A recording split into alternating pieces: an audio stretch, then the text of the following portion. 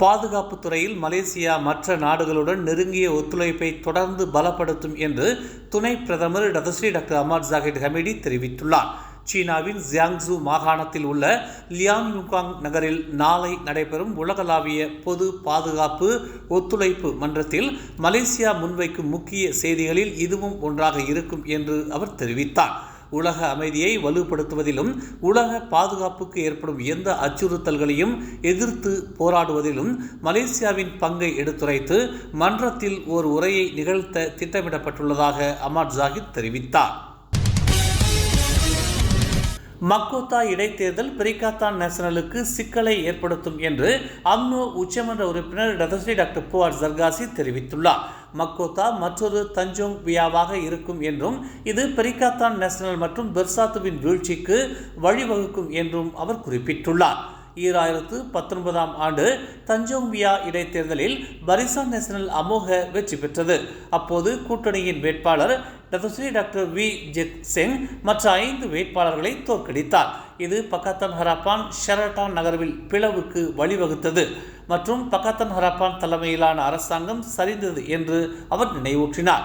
நெங்கிரியைப் போல இன்னொரு முறை இழக்க நேரிடும் என்று அவர்கள் பயப்படுவதாக புவார் ஜர்காசி தெரிவித்தார்.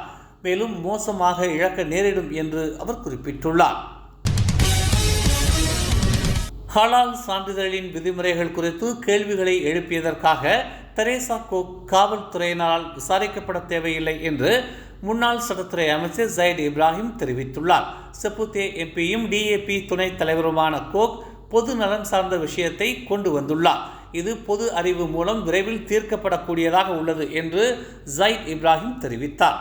அதற்காக கோக்கை பிரச்சனை செய்பவர் என்று காரணம் சொல்லக்கூடாது என்று அவர் குறிப்பிட்டார்.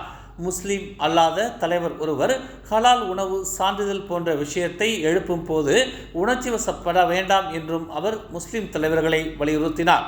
அந்த பிரச்சனை எல்லையை தாண்டி இருக்கலாம், அதற்காக ஒரு விவாதத்தை நடத்துங்கள் என்று அவர் கருத்து தெரிவித்துள்ளார். பெர்சாத்து தலைவர் முகைதீன் யாசின் பெர்சாத்துவின் 8வது ஆண்டு விழாவுடன் இணைந்து வெளியிட்டுள்ள ஒரு அறிக்கையில் கட்சியின் அடித்தளம் இப்போது பகிரங்கமாக அச்சுறுத்தலுக்கு உள்ளாகி வருவதாக தெரிவித்துள்ளார்.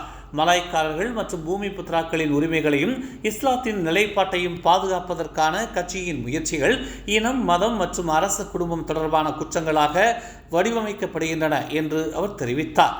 நியாயமான போராட்டத்தை நிலைநிறுத்துவது மட்டுமே நோக்கமாக இருந்தாலும் தூண்டுதல் மற்றும் வழக்கு அச்சுறுத்தல்களை எதிர்கொள்கிறோம் என்றும் எதிர்ப்பாளர்கள் கட்சியை மௌனமாக்க விரும்புகிறார்கள் என்றும் அவர் கூறினார்.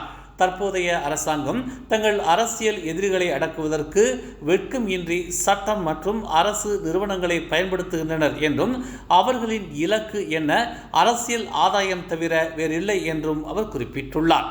புயல்கள் வந்தாலும் உலகையே உலுக்கும் அளவுக்கு மின்னலும் இடியும் ஏற்பட்டாலும் அதையெல்லாம் பொருட்படுத்தாமல் இந்த போராட்டத்தில் உறுதியாக இருங்கள் என்று கட்சியினரை அவர் கேட்டுக்கொண்டார்.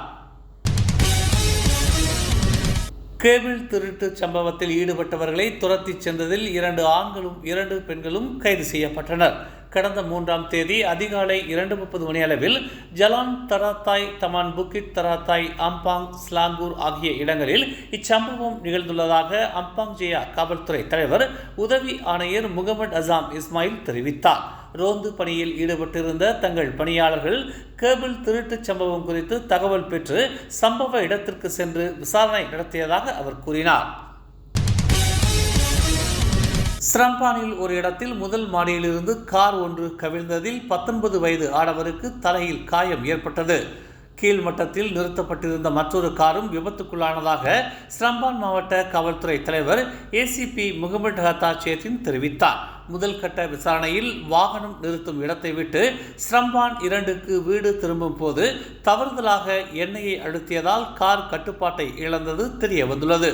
காயமுற்ற ஓட்டுநர் சிகிச்சைக்காக ஸ்ரம்பான் மருத்துவமனைக்கு அழைத்துச் செல்லப்பட்டார்.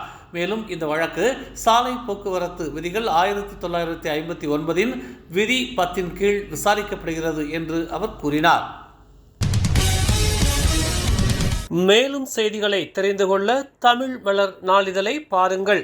எங்களோடு இணைந்திருக்க மலர் டிவியை பதிவு செய்து கொள்ளுங்கள். உறவுகள் மகிழ்ந்திட விருப்பம் மற்றும் பகிர்வு சேவையை சொடுக்கிடுங்கள்.